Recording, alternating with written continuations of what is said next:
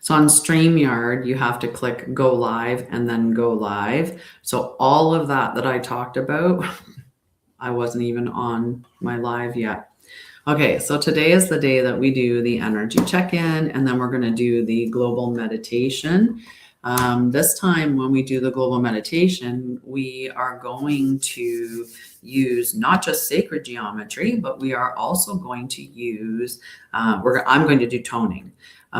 You don't have to tone, you're receiving it, you're just following along. You could choose to tone with me, but I think you'd have to know exactly what I was going to tone first.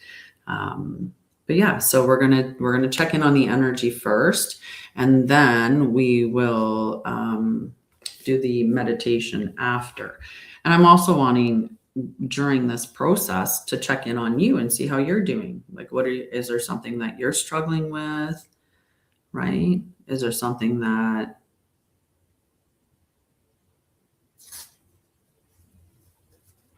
how are things going for you? We're going to see with these cards, though, how interesting the collective energy is, because it truly is different for everybody, right?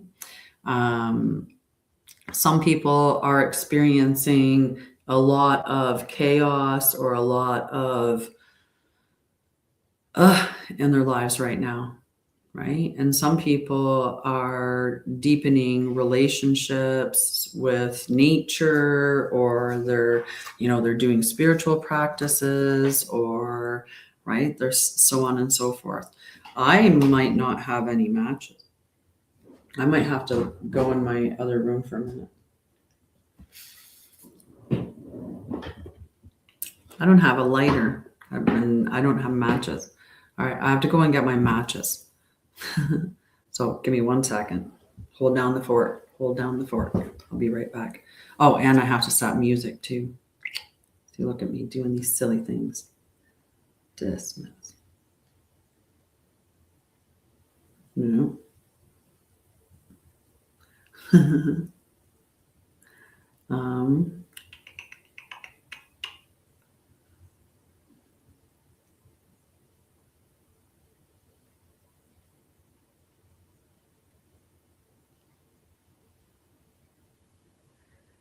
Alrighty. I'm going to turn the volume down. That's quite loud. We don't need it that loud. Okay. Venice Beach. Oh my gosh. I don't even know I think I was going to mush them all together.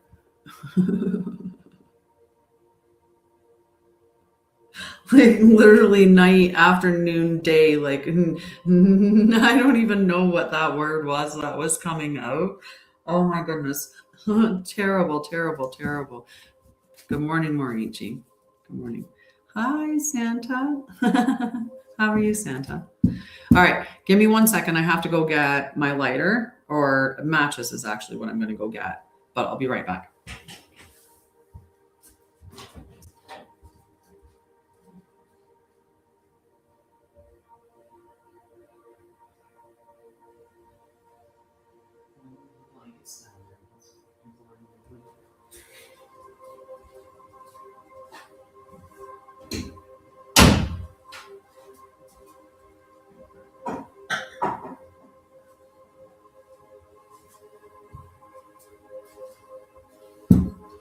Okay, I wonder where.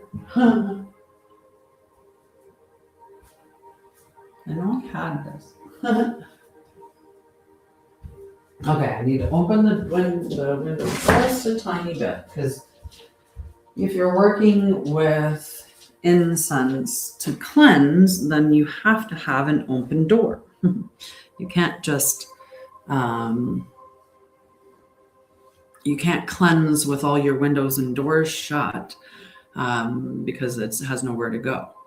So for a moment there, I was like, oh, did you actually forget the matches? But I didn't. I got what I wanted. Okay. 444 on the timer there. Adjust my glasses. I move the cards out of the way first. Let's get the incense going, and then we'll go from there.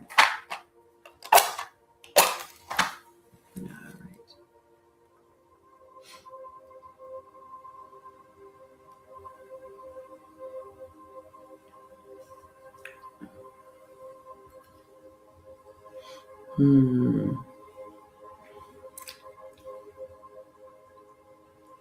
right.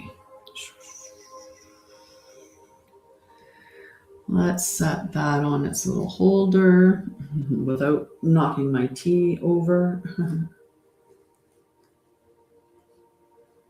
There. Now, let's see if I can get this to light. Buenos dias. I don't know if you caught it earlier. I was laughing, but I was talking with you, Morichi. And I was talking about how I tried to mush like good morning, good afternoon, and good night all together in one word when you came in. I don't know. It did not sound good. I will tell you that. It was not proper. So I'm going to check in with the cards here in a moment. I just want to clean the cards because I did an energy check-in this morning. Okay. So I'm just lighting white sage. And oh my goodness.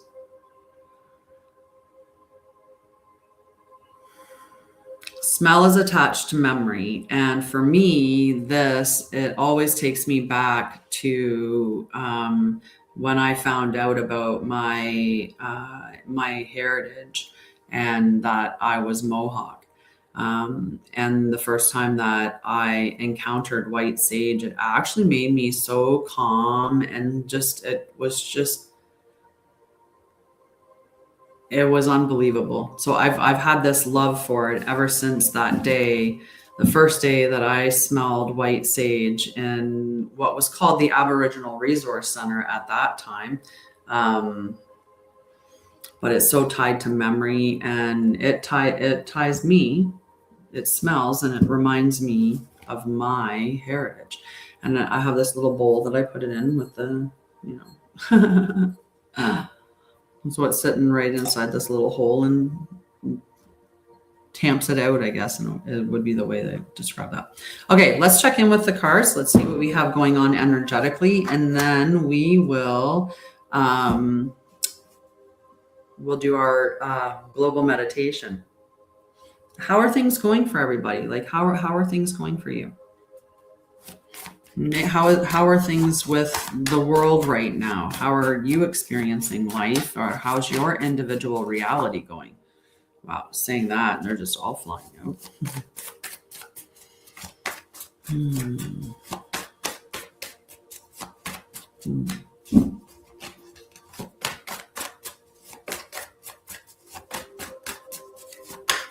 Whoa.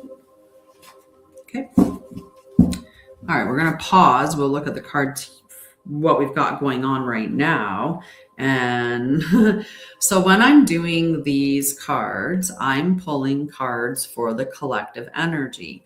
And it is going to be varied because the collective is vast and there's a lot of energies. People are experiencing different things. So I will read one card, like this one here is the Ace of Earth, but it's in the reverse. So when I look at this card, it talks about missed opportunities, financial instabilities.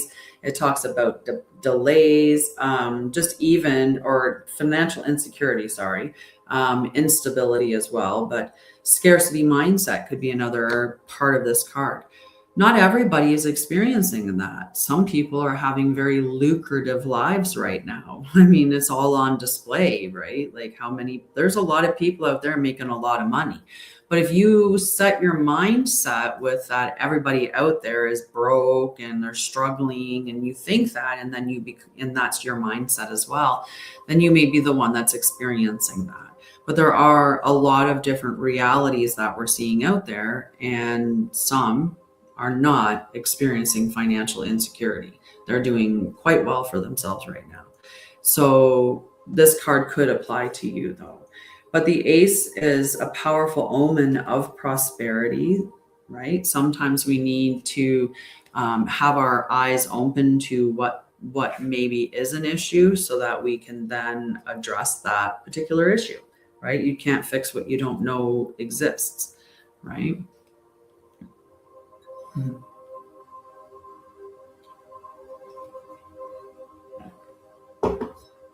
Okay, so then we have the Three of Ether in the reverse.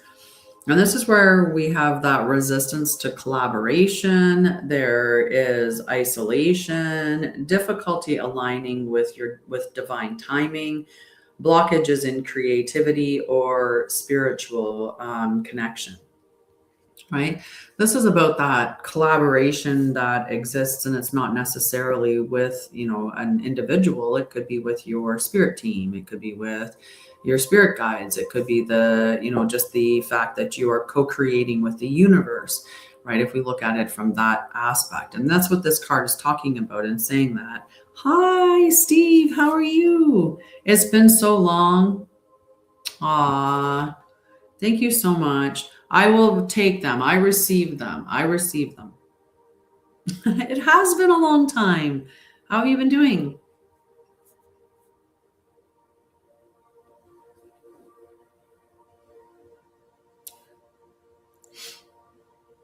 Oh. Well, I'm going to do the collective reading. And then after the collective reading, we are going to do a global meditation that is going to be pretty powerful. So you might want to stay around. Yeah. Do you have moments where you're being present, I hope? Where it's not just go, go, go. Take times to smell the flowers.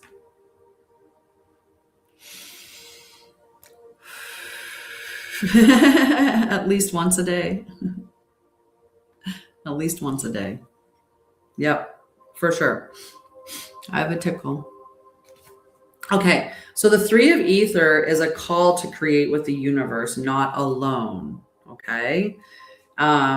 Your highest visions are supported and are already manifesting in the quantum field. Trust the divine unfolding and watch miracles take shape.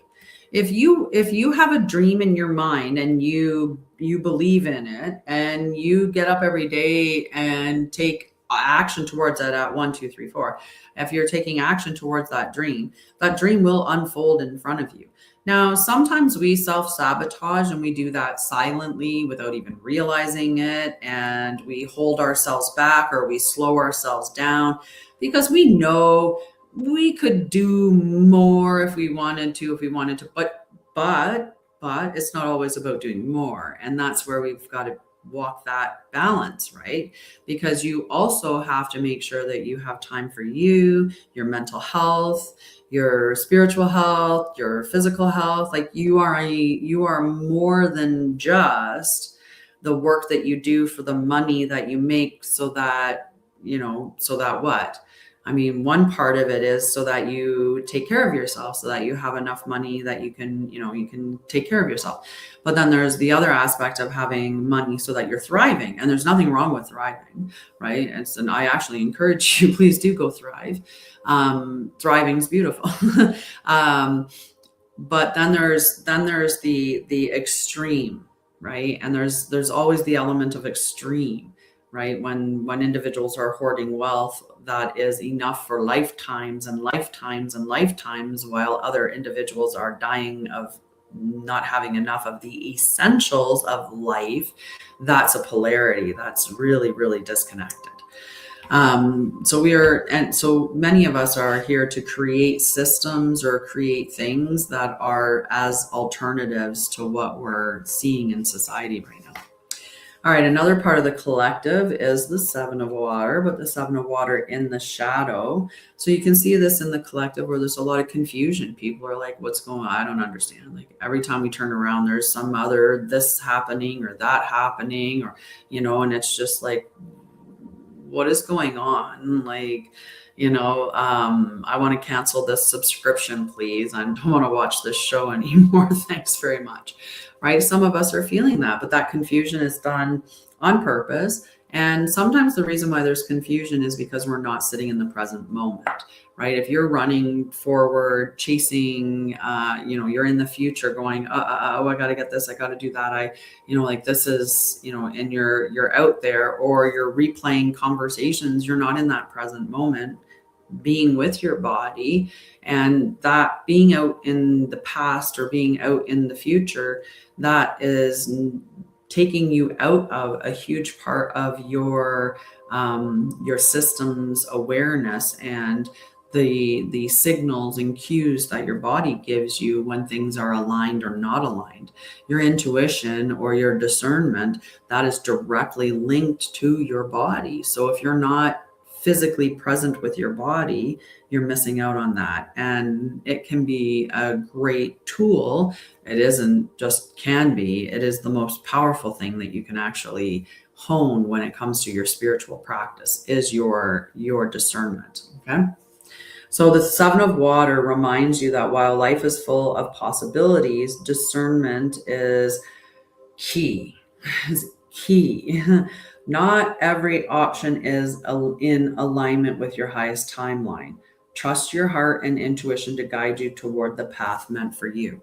So we need to be connecting to all of ourselves, like all layers of ourselves, right? We have to be looking at what is our mind saying in here, but we don't want to give it all to the mind and just say, yeah, that's 100% accurate. That's 100% true, because we know it's not. Our mind lies to us all the time. Our mind likes to make meaning out of things. It likes to fortune tell, mind read, minimizing and maximizing all the time. Like we really, really like to fill in and create that confirmation for the biases that we have or for our belief system, right? So if somebody says something, we oftentimes will make meaning out of that, and it's not even necessarily what they've said. It's the meaning we've made out of it that we're mad about. And then we get into a fight over the meaning that we made, not over the reality of what the thing is. So we have to get clear with ourselves, and that means sitting with our bodies, getting present, and asking ourselves, what are the facts? What are the facts? And then moving from that point, what is my body telling me? Right? Because sometimes your body's telling you something, and when you are listening to it, you start to understand all of those subtle cues that are directing you that, wait a second, this isn't aligned with me, or I can sense there's lying that's going on here. So, I'm at least going to be wary and allow things to unfold to see, does that, okay, that was accurate. It could be that you sit with it and you're like, oh, now I know what that is. I remember feeling this way many times before. This is just my trauma coming up. So of course I'm making meaning out of this. I'm trying to make that fit with this particular trauma. And I can see why it did that. There's some, stuff.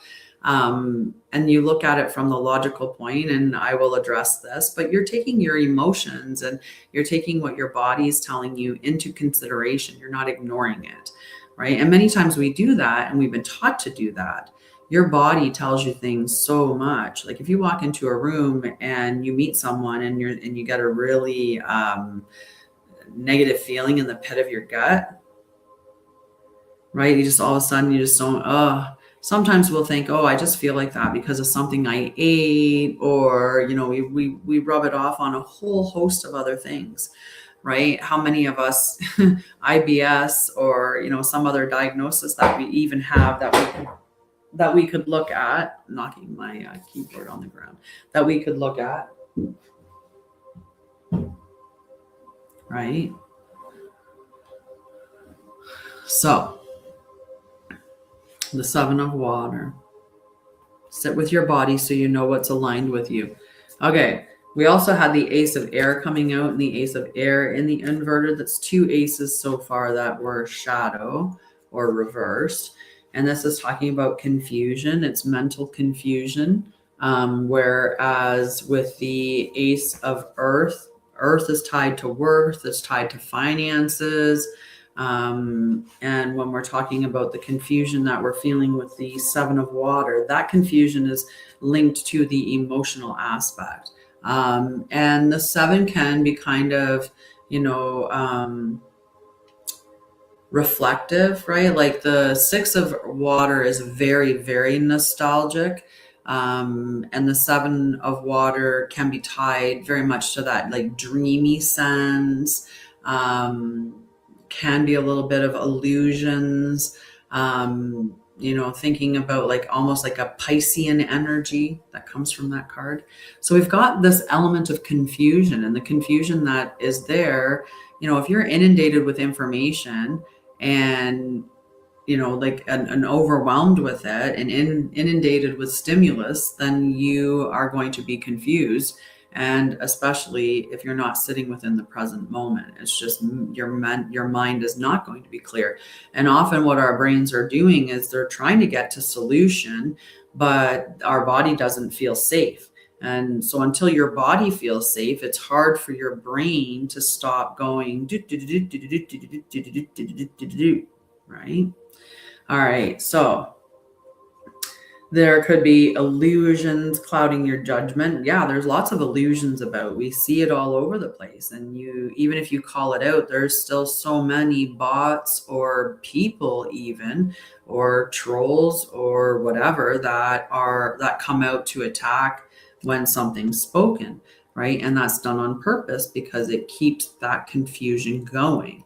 So that even when people are speaking the truth, the amount that they get targeted as lying is amplified because that's to keep the illusion going or to keep the distortion alive. And so this is what we're seeing in the collective, and that's clouding our judgment because we're confused. Many of us, not all of us, but some of us. And it can be that we have that difficulty seeing the truth, which links us back to the card that I was talking about before, which is all about getting into the discernment space, right? You have to be able to sit with your body to intuit what the truth is, because your body is going to tell you things that your mind doesn't, and it's going to tell you them a lot faster. We have the Three of Fire coming out as collective energy. This is progress, expansion, creativity, momentum, and lots of us are feeling this. We've moved through the Aries energy. We are now into Taurus energy. So all those things that we were passionate about, we have grounded them. And we know the things that we want to carry forward. What has the staying power. We're constantly refining and growing and evolving as we go. I mean, as long as you're looking at that information, you are.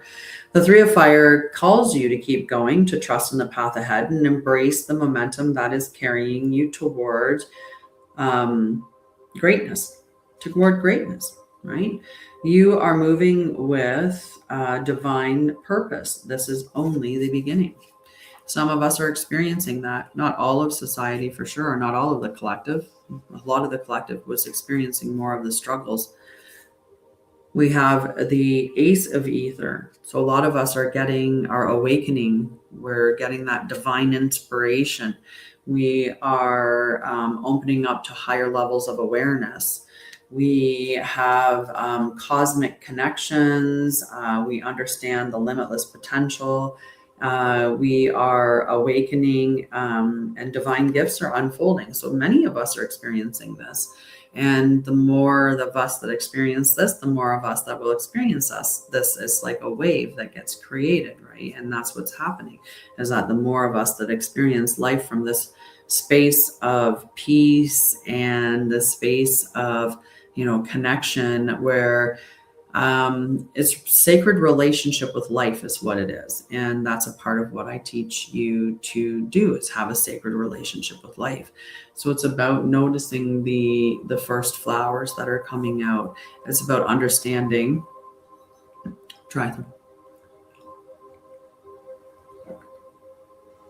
It's about understanding, what are the things in your area that are natural? What are the things that are maybe invasive species? It's about knowing which ones are good for you and which ones are bad for you. It's about talking to the trees and the plants and the animals, and like all of having a sacred relationship with life again. I think that for many of us, we've lost the wonder of life. It's just become mundane, right? And we've stopped looking at certain things. And, sometimes you can only have it for a moment because, the reality that is existing around you is anything but that. But if you can grab on those little moments at least, right, where you are very present with life around you, you're present with yourself, right? If you're not being present with others, be present with yourself for a moment. No phone, no anything, just sit with yourself. Be out in nature and just sit with nature and just be present with nature. Listen to the birds and without a device in your hand, just be present. Watch things grow, watch life change, watch it evolve through the seasons. Build that sacred relationship again. Start to realize like how miraculous life is. Like when you really honestly think about a human body, about the world, about every other thing that exists in it, of all of the life, of all of the plants, of all of the trees, of all of the different, even the different varieties of bees alone. Like there's some, like life is miraculous and magical, and we've stopped looking at it as such. And because we've stopped looking at it as such and treating it like such, then it's easy to, throw garbage on the earth that you don't have a sacred relationship with, because you just see it as dirt and you see it as concrete and you see it as gravel, right? You don't see it as a living organism that supports all of the life, including you, right? But when we get back to that sacred relationship, that's when we start to have this, much more connected existence.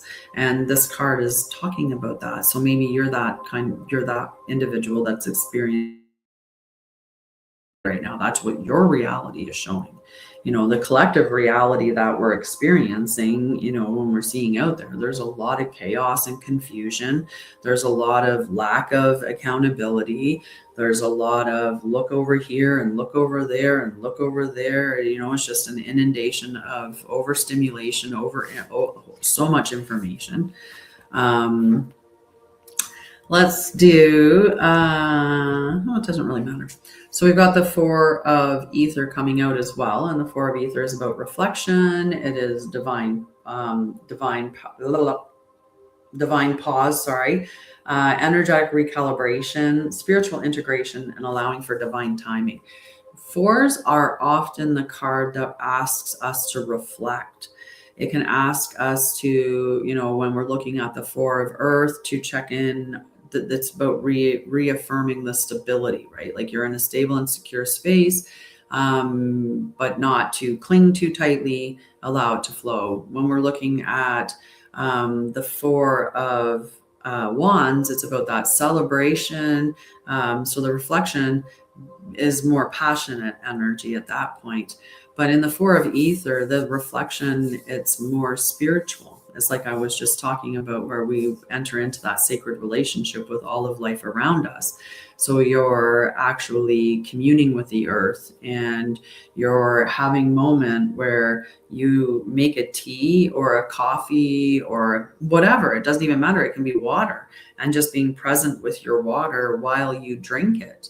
Not to do anything else, not to be anything else, not to think anything else, not to fix anything, not to just being, just absolutely being and having a drink. When's the last time that you did nothing but what you were doing, the one thing you were doing? When's the last time you just sat and drank your tea and nothing else? Right? That's that sacred relationship. That's a relationship with you, with the tea, and the energy that is between you and the tea transforms when you focus on just you and one thing. When you are focused on a bunch of things, your energy is fragmented, it's scattered, it's spread between a bunch of things. But when we enter into a sacred relationship with one other thing, we create what's called the flower of origin. And that's what the flower of origin represents, which is a fantastic piece of sacred geometry that it's something that you can study for quite a long time, because it's just so huge. it's so huge. The depth of the it's just, yeah, I don't even have the time to go into all of it. That's the sacred relationship though. the energy of the tea, the energy of you, and being in that space with it alone creates a third energy. It's what happens when we heal our masculine and feminine and combine them together. We create the relationship between the two of them, right? So that relationship is an energy as well. So to enter into a sacred relationship with things is what we should be doing, and capturing it in, or at least that's what I'm doing. That's what I'm doing, and I'm finding such a huge benefit to my life in doing these things. And it starts in small moments and then continues to build. But I've always been one that talked to nature, and that really became, a part of nature. I wanted to hang out in the woods and look, and I was always one that paid attention when the flowers started coming in and take pictures of everything, right? And it's just, to me, it makes life seem more alive, and it makes you more a part of everything. And it also makes you look at things in more of a stewardship way, as opposed to ownership or control, or I can do whatever I want.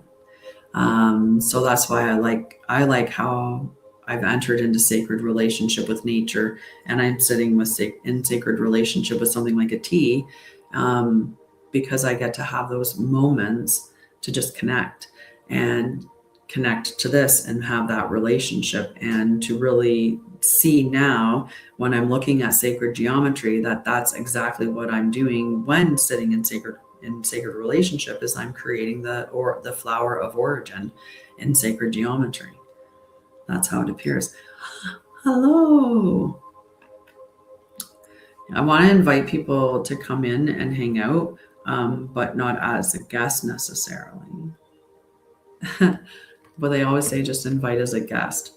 All right, we're going to finish this up. We have one more card, and this is what some people may be experiencing, and that is brought by the Seven of Air, but the Seven of Air in the reverse. When we have air cards in the reverse, that's usually the better message with those cards, because the air is where we are really like dealing with mental and our thoughts and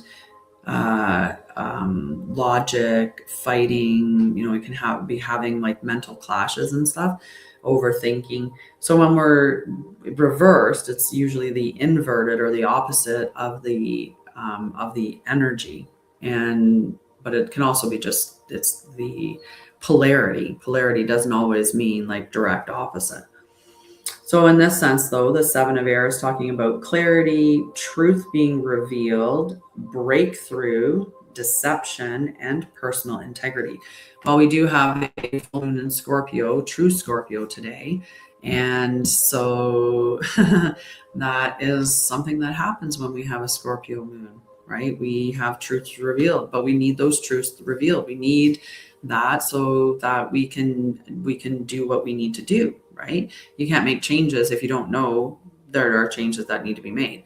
If you went to work every day, and let's say you walked in and you were like, "Hey, Bob," and the dude waved at you and on you went, and a year in, finally the guy is like just livid, and you're called into a meeting and they're like, "Yeah, his name's not Bob. You've been calling him Bob all this time. His name's not Bob. It's actually George." Well, wouldn't that be, something he should have just notified you of, right? So it's like the truth being revealed early on would have stopped all of that from happening. And, that's what is, we can't change anything. The person that thought that person's name was Bob couldn't change anything until he knew about it, right? So that's what we want with the Scorpio moon, and that is early morning tonight. Actually, it's early morning Sunday because it's after midnight. It'll be 2:45 a.m. Mountain Time is when the full moon happens in Scorpio for my area. It would be at whatever time it is for yours. And you can check that out on theskylive.com or any planetary app that is looking at the living sky, not tropical, which was frozen 2,000 years ago. I would rather work with the actual sky. Carol's coming. Carol's coming. Carol's coming. She's getting in just on time. She was like, I don't care. I don't want the cards. Good morning. How are you, love? I was like, Carol's coming. Carol's coming. Carol's coming. How are you? I was telling everybody about how they should enter into sacred relationship with things because I was trying to explain to them that that's what I've been doing and that it has been magical. Right? You just had to get here. I was waiting for you. Cass as my dog's name's Cass, but for Castiel. Right? You didn't miss anything. And we're going to do a really great, we're going to have a really awesome meditation today. I will tell you that. It is going to be powerful because not only are we going to be using sacred geometry, we're also going to be including toning, or at least I'm going to be toning for you guys. Yeah, so I'm going to pause for a little bit and hang out with you guys. Every week I ask how you guys are doing, what you're struggling with. And the reason why is because I often channel my meditations. And if you say you're struggling with something, I could incorporate that into the message so that you can maybe not be struggling with it. Right? But yeah, we're going to do a couple things. All right. We've got the living legacy and the steady flame. Okay. These are the 44 keys of the way oracle. The steady flame, the affirmation is, my inner flame remains steady in all circumstances. The remembrance, power is not intensity, it is stability. A steady flame does not flare with every wind. When steadiness is cultivated, you become reliable to yourself. From steadiness, decisions simplify and energy is conserved. Practice. Sit upright. Posture is important. Remember this, guys. 2, visualize a calm flame at the heart. Hold attention for 3 minutes without changing it. So you're just going to focus on the steady flame in your heart center for 3 minutes while sitting upright. Posture, guys, posture. Okay, now we have living legacy. Living legacy, the affirmation, my life contributes to the future. Remembrance, daily actions accumulate into legacy. Small choices scale over time. Intention guides direction. Practice, choose one habit to build, do it today, repeat it tomorrow.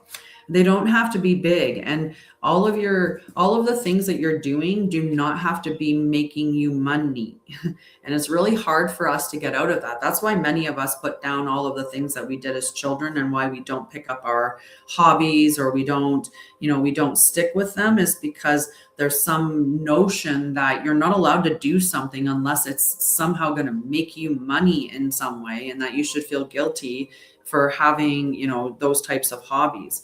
And that's not the case. That's not the way that it's supposed to be, right? Like, we are meant to enjoy and love our lives, and you never know, right? I love painting. I love drawing. I have painted, I've drawn, I've written, I've done poetry, I've done writing, I've been published for news articles and all kinds of different things. Like, through my childhood, I have, art published. I have a picture published. So I've done all of these throughout. Creativity is huge for me. That's who I am. But it's also something that becomes a part of my process, or a part of my career, a part of my job. I'm doing content creation all the time. I'm making books, or I write books, and, I do courses and classes, and, I have membership groups. So that creativity is changed into that, which is nice. but I don't always want to be doing my creativity as something that is always just for making me money. I want to just be able to express it without having to have a purpose for it at the end of the day. And that's what this card is, even though it's alluding to having a practice, and that practice can become the legacy because it can be intertwined. All of the fun that I have with my art has created it to the point where I actually did my own cards, which I never would have did this if I hadn't been having fun painting, right? If I hadn't have been playing with that, I never would have done these cards at all. So there's where a hobby that can be fun can start and can be done purely for fun, can still benefit. Right? Feel free to have hobbies that are just for fun and that are childlike or whatever it is, right? You're allowed to have that. You're an adult. You didn't have to stop doing those things just because you grew up, right? The notion that you have to just stop having fun because you're an adult is silly. Silly, silly, silly, silly, silly. We should be having more fun. Why? Because that's what we grew up so that we didn't have people telling us what we couldn't or couldn't do. Right? And of course, that's all consensual,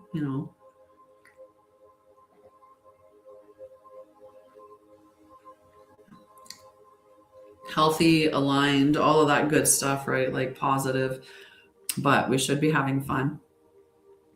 And when you're at your own house, like you should be able to do whatever you want, as long as it's not hurting anybody or anything else, right? Like,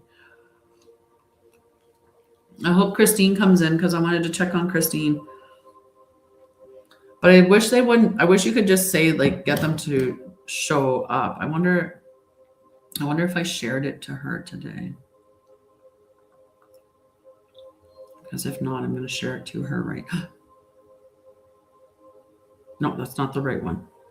It's the one. That's one I get. That's one I get mixed up. I have a couple Christies or Chrissies.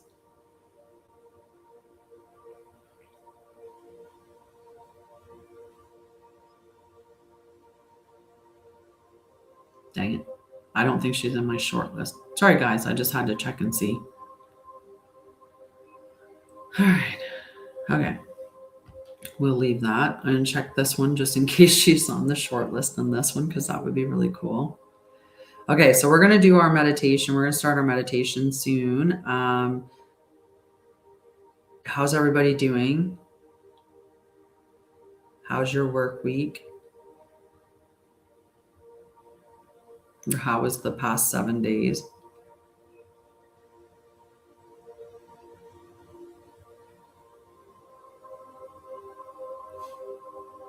Good. Good. Okay. I'm checking really quickly, going through this one over here.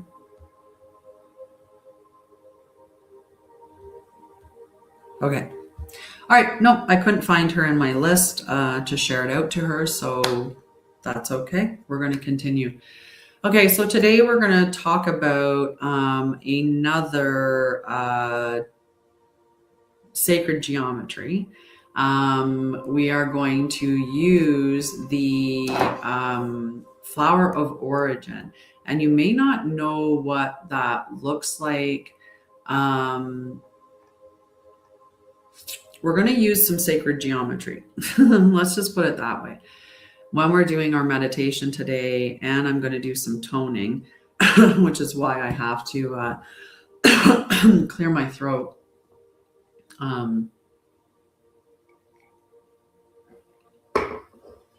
So we're going to do some sacred geometry. I'm going to do toning while doing the sacred geometry. You're going to just follow along. Don't worry if you don't know what the sacred geometry looks like. Your oversoul does, or your higher self, right? They know what the Vesica Pisces looks like. They know what the still point looks like, right? They know what a toroidal field is. And I can explain all of this stuff to you, but you have to come into my membership spaces. I'm not doing that here. That's too much information to give out to start the live or to start the meditation, right? So we're going to go through a few of the sacred geometry. Like I said, the one is the central point, the toroidal field, the Vesica Pisces, the flower of origin, and the rose spiral's another one. There'll be some, like I'm going to go through a few different things. The Merkaba, forgot about the Merkaba. So yeah, we're going to go through a few, but no matter, as we're going through it, you're just going to close your eyes and follow along. And I'm going to take you through this meditation. I always say initially what I suggest for everybody is that you put your device somewhere safe and you put yourself somewhere safe, because you could just get your tone a little soft, right? If you get into a really good meditation, I've had it where I'll like jerk forward and catch myself, right? And I always preface every one of these, I don't want you harming yourself or harming your device. Obviously, if you're driving or you cannot close your eyes, do not meditate, do not do this, right? You only do this if you can close your eyes safely. If you're operating heavy equipment or anything like that, again, don't do this, all right? But for those of us that are in a safe space and can do this, put your device in a safe space, put yourself in that place as well. And we're going to get going in just a minute here.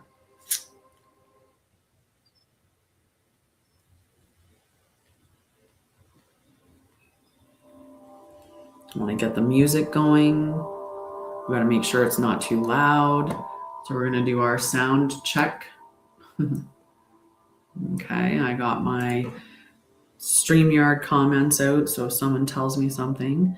And we should be pretty good. I should beat it before it gives me the little thing where I have to do the puzzle, so I should be okay. Alrighty. Time for our return to center meditation.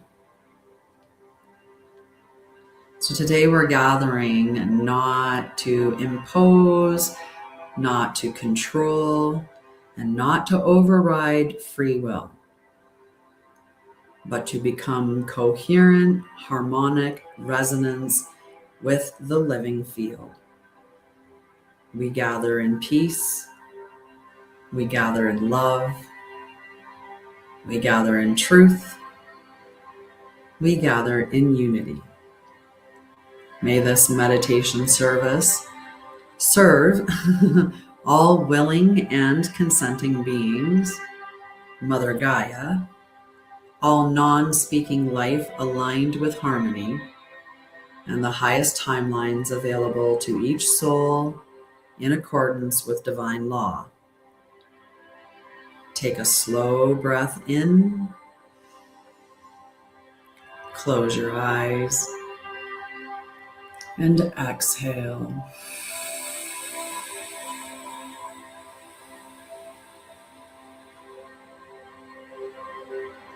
Pause. And again, inhale through the nose, deep into the belly. Pause. Exhale through the mouth, nice and slow.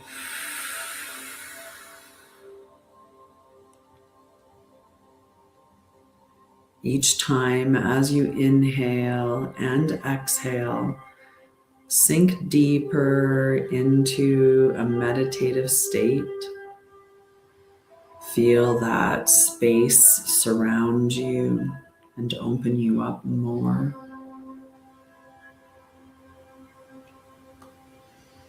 Before we transmit outward, we stabilize inward. I want you to feel your body.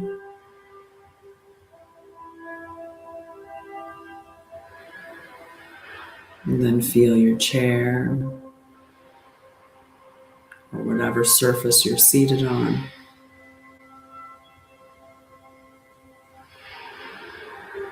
Feel the earth beneath you.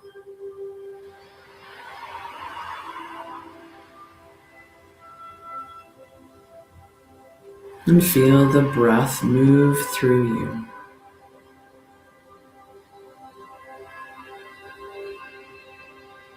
Relax your breath.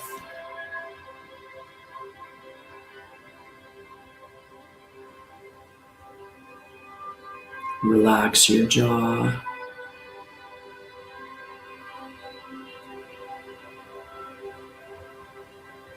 Relax your shoulders.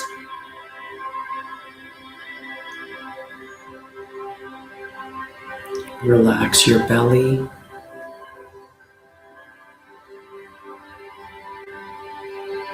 There is nowhere to force yourself to be, nowhere to rush to. All urgency evaporates. Time slows down in this moment.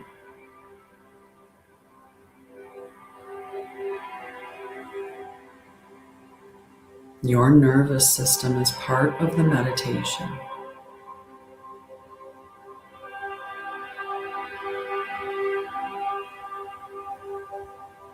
Allow it to become calm. Allow it to feel safe.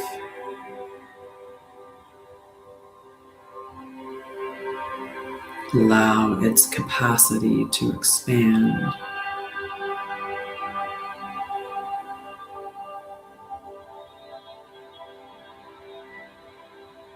Now bring your awareness to your heart center.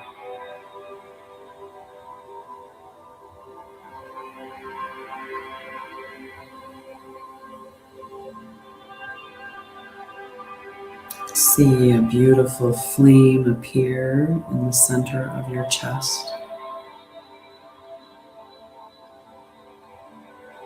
See that warm flame grow brighter and larger.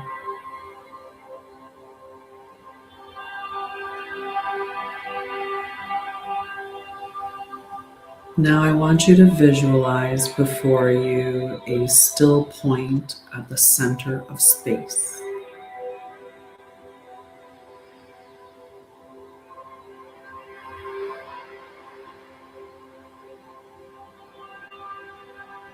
And visualize a luminous point of stillness in the center of your chest.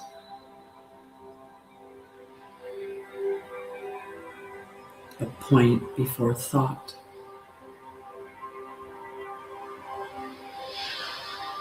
Before fear.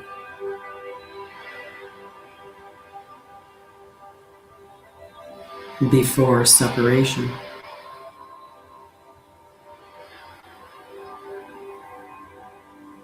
This is the still point.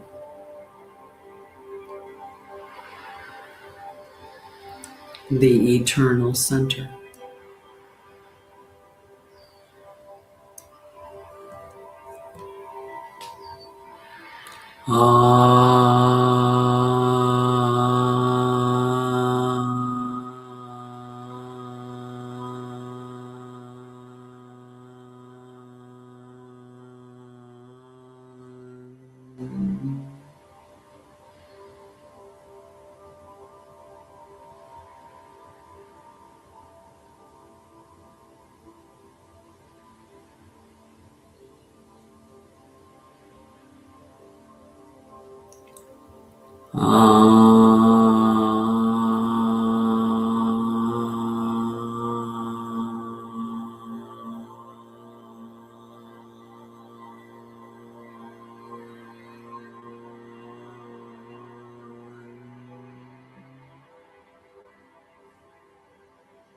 Allow the tone to move through your body like a wave of peace.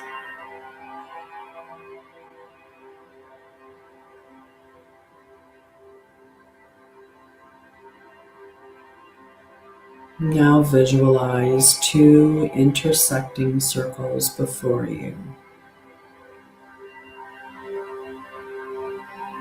These two spheres of light overlapping.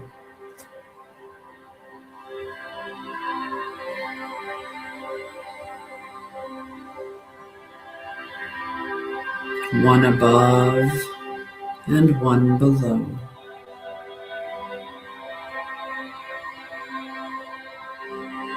spirit and matter,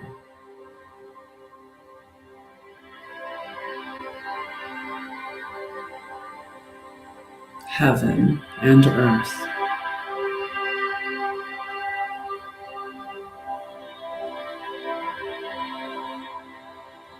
self and source,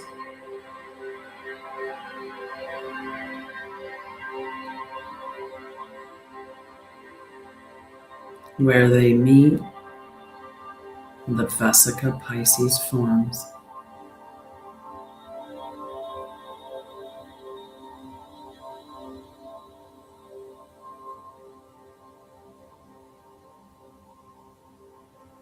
This is your geometry of birth,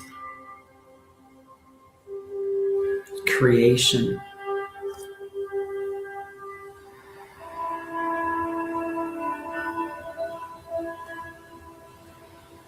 union,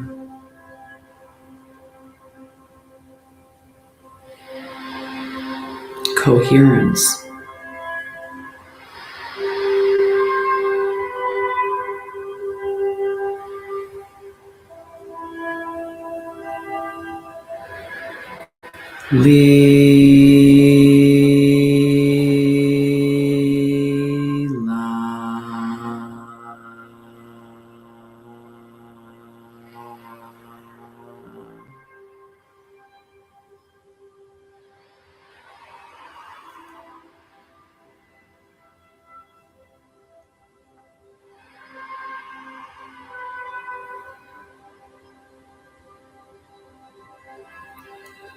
Lila.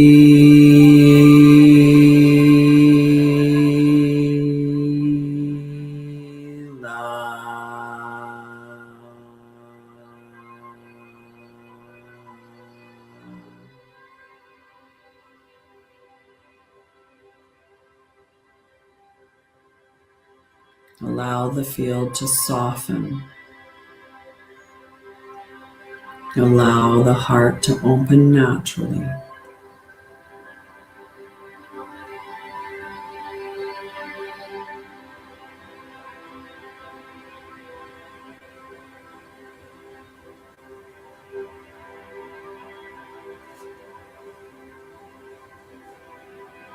The Vesica Pisces multiplies into the flower of origin.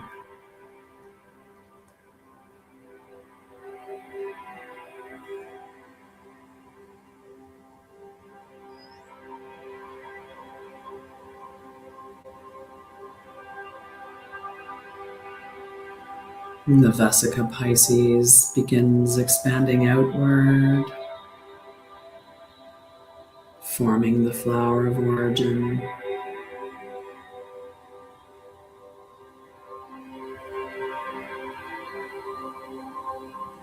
If you don't know what that looks like, remember your higher self, your oversoul, your monad does know what it looks like. Or if you can't visualize it, it's okay. This is living geometry. It's harmonic symmetry.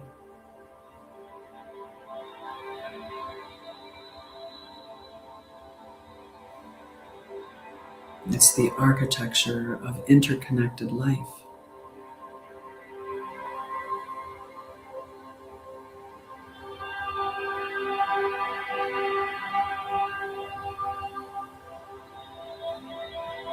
See every circle connected.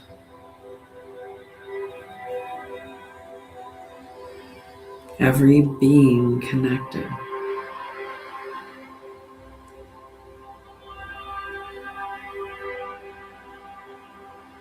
Every life influencing the whole.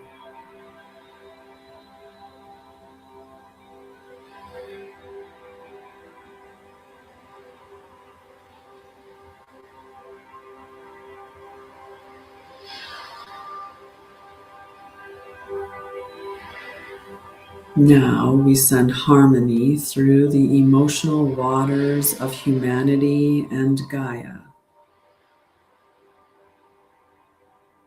Water is sentient, and water connects us through everything. Through our air, through the breath, through water, in the rivers, the oceans, and our taps.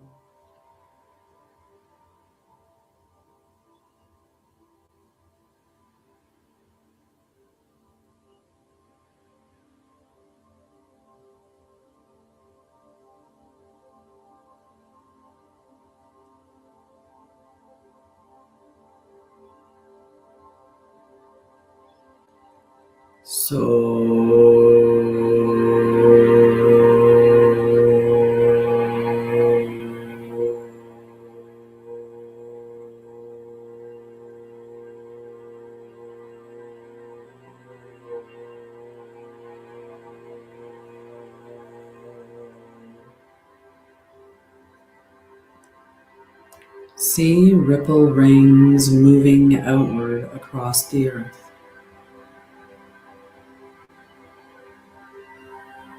Through oceans, through nervous systems,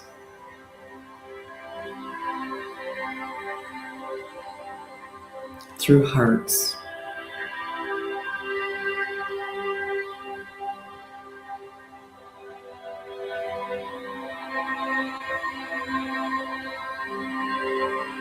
No force, no control,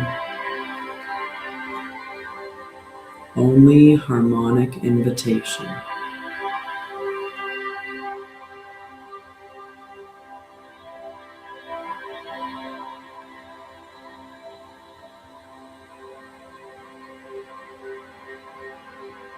Now, from the center of the flower, a rose spiral emerges.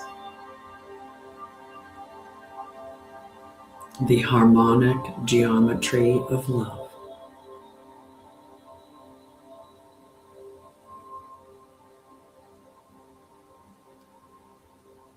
Not attachment, not possession, not emotional control,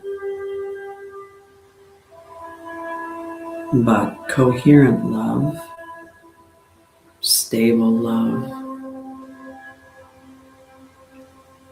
living love.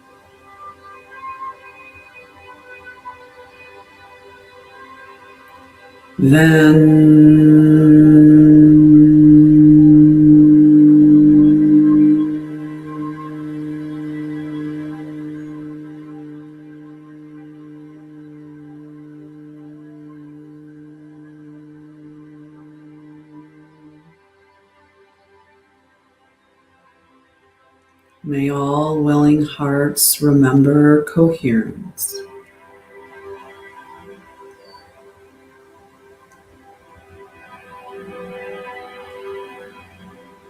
Now visualize a golden Merkaba around your body. 2 interlocking tetrahedrons. or pyramids for those who are not familiar with a tetrahedron. They are spinning in perfect harmony.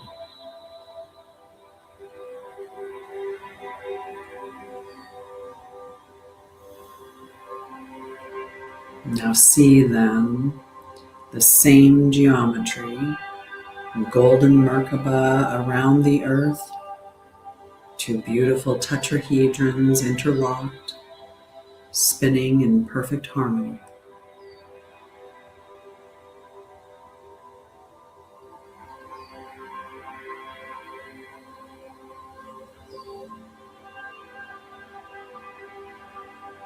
The planetary light body stabilizes.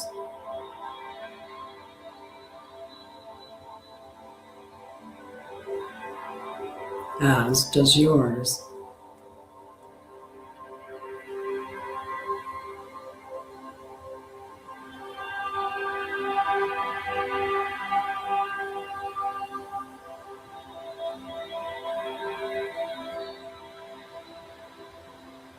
Now we anchor into Gaia.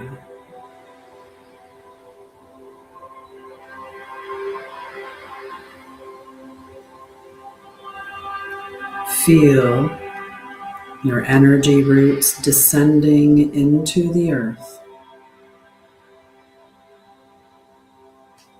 into crystal, into water, into stone, into stone, into soil.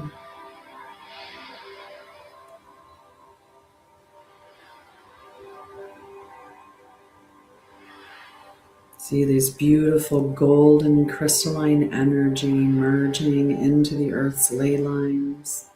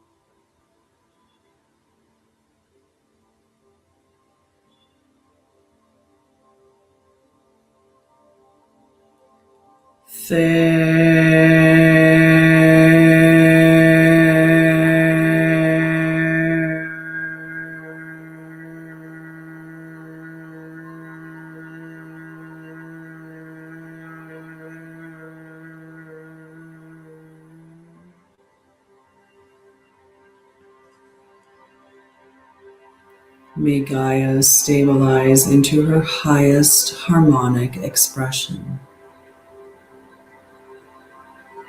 Now, above the earth, see a canopy of stars.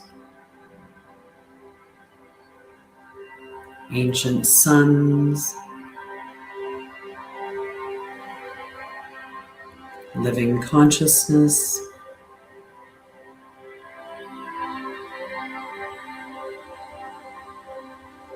cosmic memory.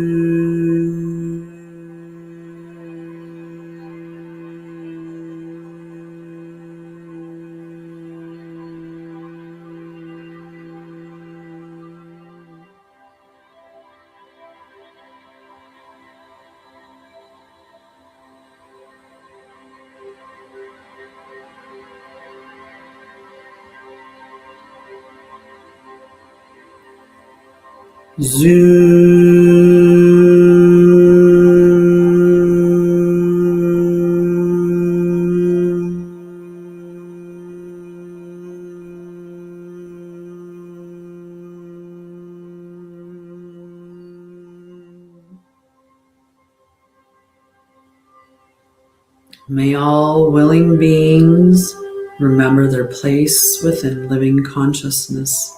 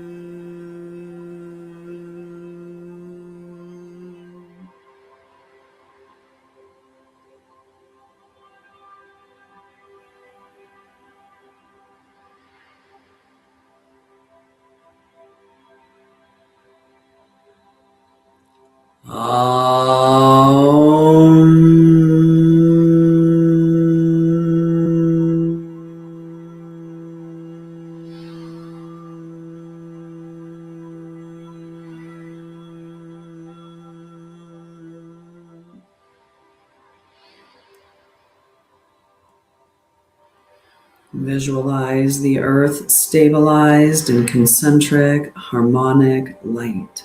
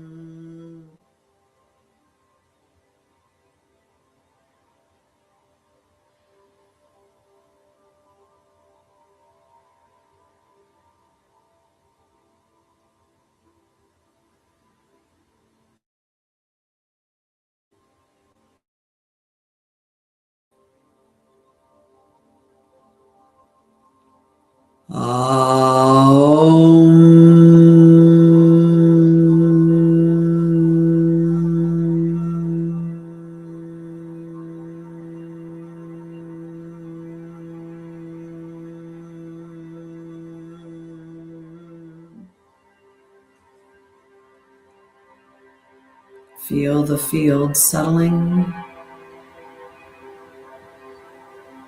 Feel peace without force.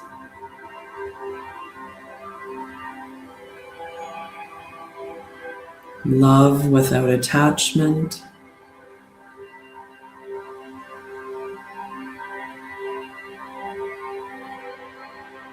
Unity without assimilation.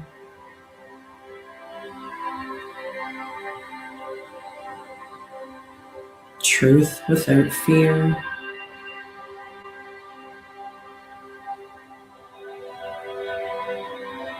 May all transmissions offered tonight serve only for today. Time's an illusion. In this moment, when you receive this, let the transmission be received in the highest good, in divine love,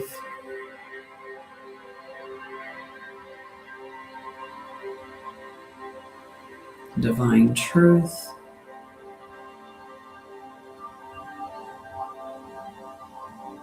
divine law, and the sovereign evolution of all willing beings.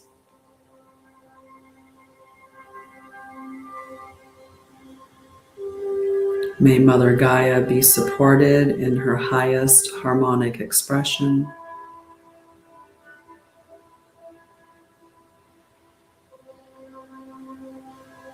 May all life move toward greater coherence, peace, and remembrance according to its own sacred path.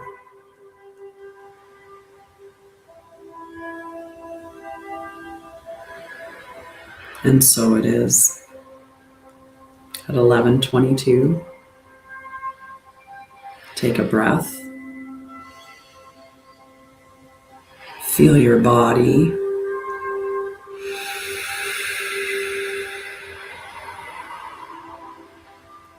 Take a breath. Feel the earth.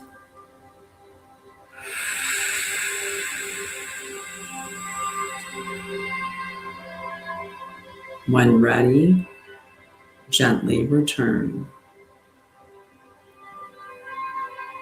And welcome back. How did you enjoy that one? My crown and third eye are tingly, but let me know how you experienced that, because you get to experience from the external aspect as opposed to internal for me. So your feedback is important. I'd like to hear it. I'm glad that you like that. Awesome. Well, the recording will be available on YouTube. I'm going to put both the recordings from the other week when we did that one, plus the one from today. I'll put them both on the YouTube channel so you can just go and watch them whenever you want to. And I'll also have them in the Free Temple of Light group. So you can always just join the Free Temple of Light and find those free meditations there. So yeah, you can check them out in those spaces. But anyway, I'm going to hop off because it is Saturday. And many people on Saturday are busy. They've got things that they're doing. They've got activities. And I have a tickle in my throat that I really want to go and deal with. Maybe the tea would help too, though, if I just... There, actually that did. I thought I was going to have thought I had a big cough that was coming on, and I was like, I need to get out of here before I start coughing. But luckily enough, that little one was enough to pause it. Let's pause this. I love you guys. Thank you so much for coming and hanging out with me today. Do go and check out my website for all things, the membership groups, books, courses, classes, all kinds of things, and even one-to-one sessions as well. So go check out those things. And I will see you back here tomorrow night at about 6 p.m. where we do the celestial briefing. That's really walking with the energies of the week. So we're just going to look at the energies that we're dealing with. And that's how to walk or how to live with them in a practical way. So what I want to teach you is how to have really a sacred relationship with all aspects of your life, with yourself, with nature, with the energies that are moving as the planets move through the sky, all of that stuff. And if that's something that interests you, then stick around or go join one of the membership spaces. All right. I love you guys, and I will see you in the next live. Have a wonderful afternoon. Love you. Bye. We'll end this one up here.